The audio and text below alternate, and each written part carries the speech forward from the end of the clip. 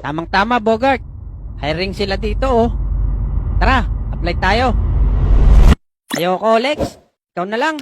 Mahina kasi ako dyan sa tanong-tanong eh. Sige na, Bogart. Tuturuan kita. Talaga?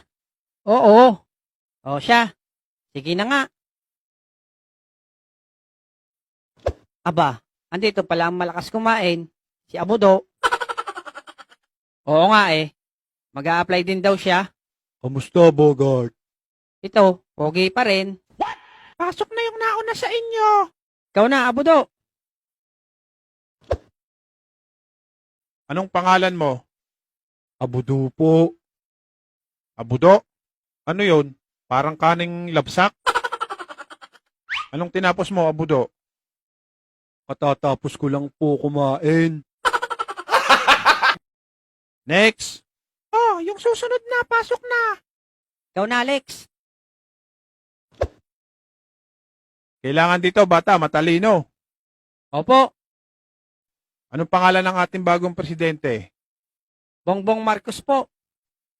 Kailan na-discovery ang Pilipinas? March 15, 1586. Ba, matalino nga. Anong taon nagsimula ang pangalawang digmaan? 1942 po. May experience ka na ba sa ganitong trabaho? Opo, dati pa ho. O sige, tanggap ka na. Sige po, sir. Tatawagan ko na lang po kayo kung kailan ako magsisimula.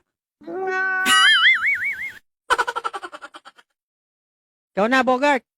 Lex, anong tinatanong? Basta, ito lang ang isagot mo.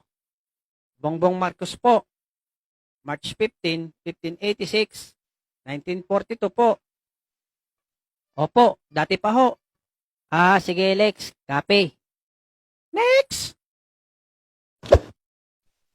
Napakadali lang pala nito. Anong pangalan mo?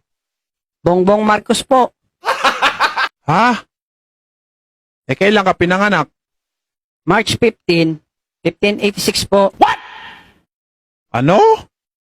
Eh, pangilan ka naman sa magkakapatid? Bale, 1942 po. Abnormal ka ba? Opo, dati pa ho.